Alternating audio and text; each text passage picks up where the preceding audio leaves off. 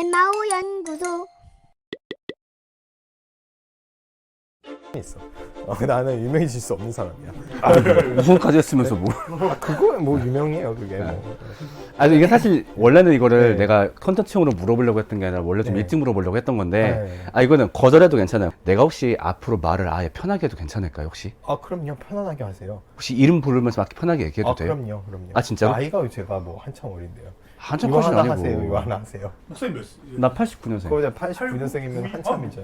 뭐 한참? 한참이요. 세살 형이에요? 나 교계 어른들이랑 같은 급으로 생각하고. 뭘 89에 한참이에요. 그러니까 나는 사실 네. 목사님들 만나면은 네. 약간 의도적으로 그러니까 목사님들이 보통 좀 같이 하는 경우가 많잖아요. 그래서 막 그렇죠. 목사님끼리 네. 얘기할 때도 너무 막 목사님 좀 그게 싫더라고. 좀 아 그치. 사람 사는 세상인데 그냥 근데 그래가지고 또 그렇게 안 해주면 싫어하는 사람이 있어. 맞아, 간혹. 맞아. 어. 괜히 형령냈다가 내가 형이냐? 나 안수 받았거든, 목사거든. 이거. 그 사실은 뭐 이삭이나 요한이나 이렇게 편하게 얘기하고 싶었고 해서 오늘 허락을 내가 맡은 거야. 그래서 감회색은 편하게 부르죠, 성민아하고. 아니 옛날에 내가 말로 오면 안 되냐 했다가 쿠사리 먹어가지고 사실 나는 뭘 물어보고 싶었냐면은 톡으로도 얘기했지만은 나는 약간 나보다 좀 우파 스탠스 있는 사람하고 대화를 되게 해보고 싶었거든. 아, 우파로 그냥 된 거예요? 나보다 목사님 그럼 좌파예요? 너보단 나는 내가 사실 좌파 사람들하고 많이 어울려 봤었거든. 내가 옛날에 음악할 때 콜트 노동자 뭐 이런 거라든 공연까지 했었어가지고 그래서 그분들은 내가 좀 알고 있는데 우파 스탠스를 갖고 있는 사람들은 내가 모르는 상태에서 선입견으로 대하는 경우가 좀 많아가지고 근데 또 그런 면에서 우리는 일단 친밀감이 있으니까 서로 막 이러고 대화하진 않을 테니까 그럼 거기다가 또 내가 생각하기에 막 극우까지는 아닌 것 같아서 몇 가지를 물어보고 싶더라고. 옛날에 출연했던 영상들 중에서 우파랑 비슷한 의견으로 많이 나왔었잖아 유튜브에. 그런 게 있었나? 기독일보 인터뷰나 그치, 시위 현장 가가지고 뭐 이렇게 연설한 거라든가.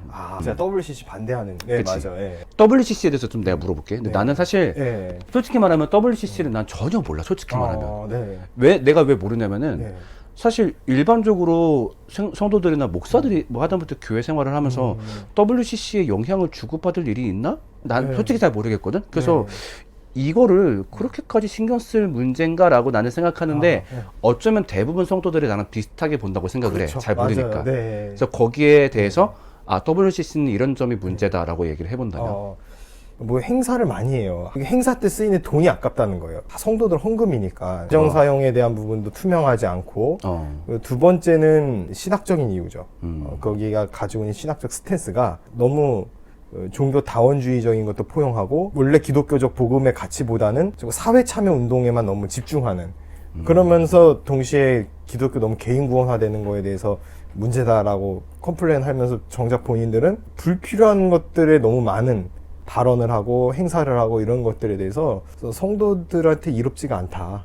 뭐 연합체 만들고 모임 만들고 뭐 회계 세우고 총회장 세우고 그런 것들만 없어져도 한국교회가 많은 부분에서 건강해지겠다라는 생각이 있어요. 그럼 두 가지네. 일단은 어떤 조직으로서 건전성이 좀 올바르지 못하고 맞아요. 네. 두 번째는 그들의 신학의 동의가 어렵고 네. 그러면은 WCC라는 곳이 네. 뭐 나도 잘은 모르지만 어쨌든 좀 이렇게 하나가 돼보자 이렇게 막 어울리자라고 하는 맞아요. 거잖아. 네. 그러면 네가 봤을 때 네. 쟤네 이런 것도 포용한다고? 라고 했을 때 좀 놀랬던 게 있었어?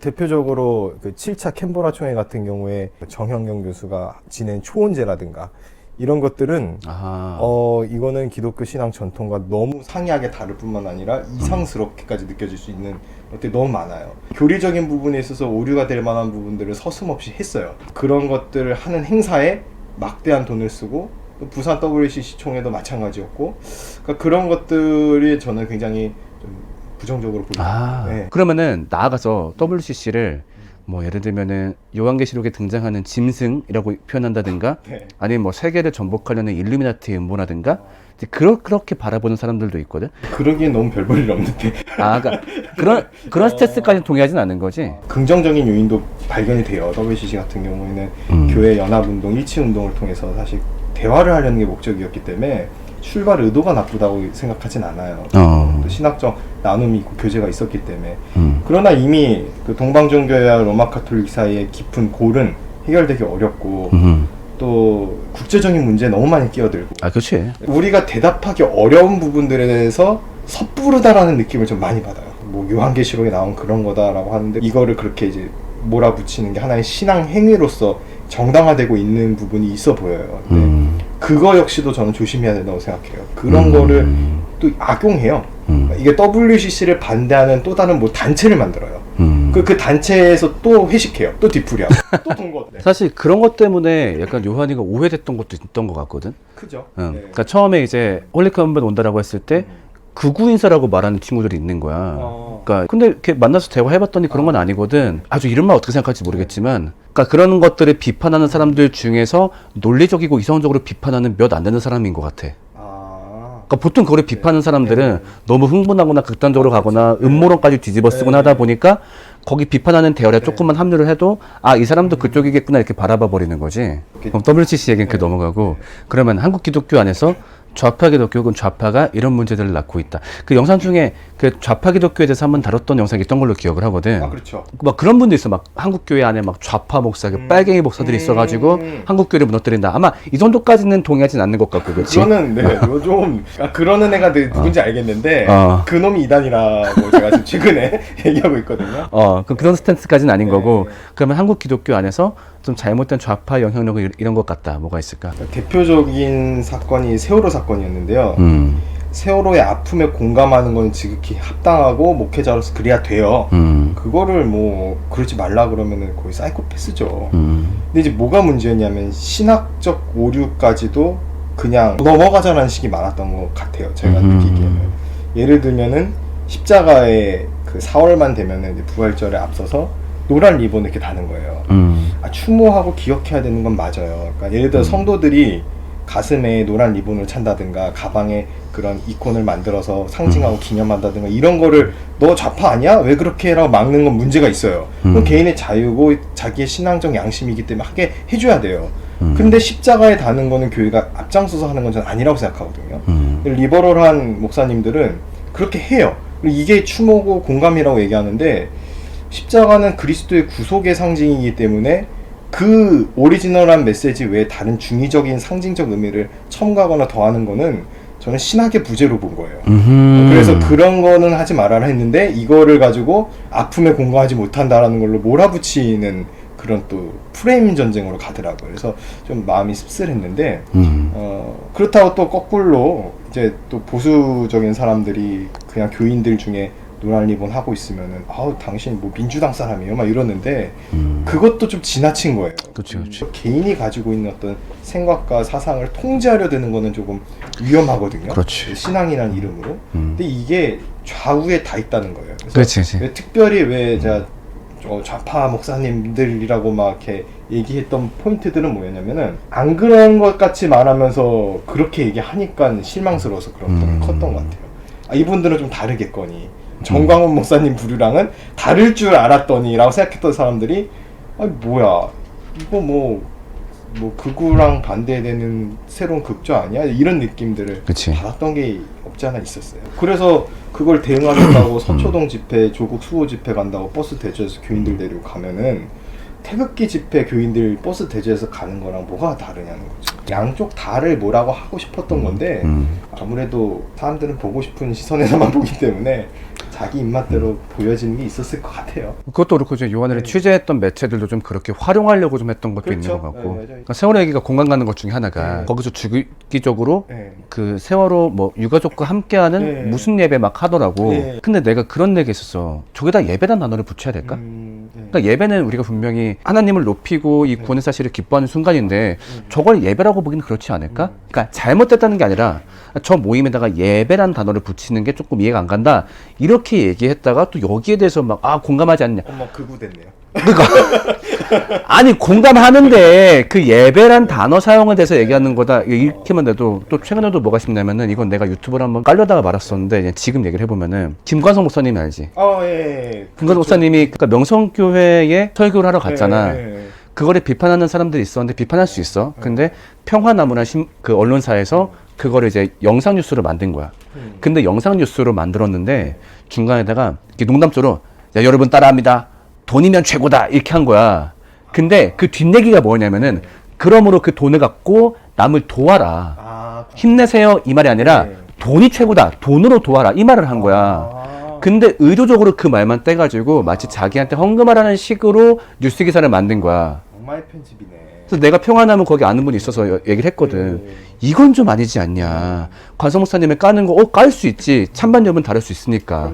근데 지금 이거는 충분히 그렇게 말한 맥락이 아닌 걸 알면서도 활용한 거 아니냐. 또 이분이, 진짜 그런 건 잘못됐다. 그래서, 사실은 내가 이런 것들을 비판하는 영상을 만들려고 한다. 그럼 나한테 뭐라냐면은, 근데 알아줄 수 있겠는데요. 그렇게 그런 게서 내시면요. 명성교회를 반대하는 그 모임에서 목사님의 명성교회 찬송파로 볼 겁니다. 약간 협박을 하는 거야. 그러니까 이미 나는 명성교회랑 싸우고 있어. 그러므로 나한테 조금이라도 잘못된 말을 하면 안 돼. 내 말은 다 맞아. 이렇게 가고 있는 거야. 그러니까 이게 좌파들이 좀 그렇게 빠지는 게 있어. 내가 좀 옳은 것을 하고 있다 생각하고 거기에 나름 희생하고 있으니까 그거 갖고 자기 권력을 잡는 거지. 그래서 약간 협박조로 약간 말을 하는 거지. 나랑 친하신 분이야. 근데도 그렇게 말을 해가지고 좀 되게 실망스러웠던 기억이 나는데 아무튼 비슷한 안타까움을 느꼈던 게 아닐까. 그럼 세월호 말고 또 좌파 기독교가 한국에서 만들고 있는 약간 안타까운 점? 하나님 나라의 신학이라는 관점을 가지고 내세주의적인 신앙을 비판하면서 현세적으로 집중하는데, 그러니까 너무 내세로 갔기 때문에 현세를 얘기하는 건 이해가 가요. 그래서 한동안 그런 신학적인 스탠스를 저도 옹호하고 지지하고 응원했는데 이게 너무 과해지는 거예요. 야, 부활을 믿냐? 그렇지요. 그렇게 가는 거지. 부활을 믿냐? 뭐. 야, 천국 가려고 기독교 믿냐? 아우. 그럼 천국 안 갈 거야? 천국 가야지 그럼. 그러니까 약간 그게 내가 옛날에 극좌의 탄생 올렸잖아. 네, 그거랑 비슷한 거예요. 네. 기본적으로 네. 이 어렸을 때부터 네. 친구 관계가 안 좋았던 애들이 많아. 그래서 친구들한테 사랑받고 싶은 거야. 가장 트렌디해 보이고 싶은 거야. 그러니까 나도 인싸 일진이 되고 싶었던 거야. 그러니까 가장 이게 트렌드해 보인다, 유행한다, 지지받는다, 그러면은 자기 생각이 옳아서가 아니라 막 받아들여. 그치. 트렌드다 싶으면은 하나님 나라 신학 요즘 맞아. 네. 아직도 구원 얘기하고 있죠? 개빠죠? 막 이렇게 하는 거야. 근데 또 그걸 싫어한다고 비판하니까 보수 쪽에서 좋아해 주는 거예요. 그래서 저를 하나의 이제 보수의 이콘인 양, 이제 젊은 차세대 보수의 어떤 역할을 할 거는 것처럼 막 누가 장문의 카톡을 보내고 이상한 카톡방 초대하고 정광훈 설교 영상 올리고 그러는데 가만 안 둬요 진짜. 한 번만 더 다 차단이야 진짜. 아니 그것 때문에 또 스트레스 한동안 받았어요. 제가 실수했던 거라고 생각이 들어요. 그거는. 그러니까 사실 네. 이거를 계획한 이유가 네. 그거를 벗겨주고 싶었어. 너무 감사해요. 우리가 흔히 알고 있는 뭐 김형현이라든가 그런 부류와는 전혀 다른 스탠스를 가지고 있고, 사실 일반적으로 사람들이 느끼고 있는 우파에 대한 아쉬움, 좌파에 대한 아쉬움을 다 갖고 있고 그런 걸 유지하려는 사람이고, 물론 성향상 조금 더 좌일 수 있겠지만은 뭐 극우 극자까지는 전혀 아니니까. 그래서 아무튼 오늘 그 인터뷰한 취재는 내가 확실히 뽑은 것 같아. 고맙습니다. 그래서 아드포스 김요한은 절대 당신들의 기대와 같은 그런 사람은 아니고. 근데 이제 또 이런 댓글이 있을 거야. 저거 차 목사 만났더니 좌파 됐네 이런 거 있더라고. 그럼 내가 또 좌파가 된 거야? 그렇게 얘기했지. 그분 또 이렇게 얘기하고 또. 마지막으로 그렇게 한번 얘기해 주자고. 너를 극으로 봤었던 우파 좌파들에게 한마디씩. 천국에서 만날 수 있을지 모르겠다. 오케이, 여기까지. 홀리컴뱃. 여기서 끝낸다고. 좋잖아. 니들은 나 너무 막 큰 거 같아. 나 너무 편하게 얘기해. 당신들은 지옥의 땔감이다. 좋잖아. 나 그렇게 얘기는 안 했어요. 그 얘기는 목사님 입으로 하신 거예요. 알았어. 그러면은 거기 좀 이렇게 순화시킬 기회를 줄게. 천국에서 만나봅시다.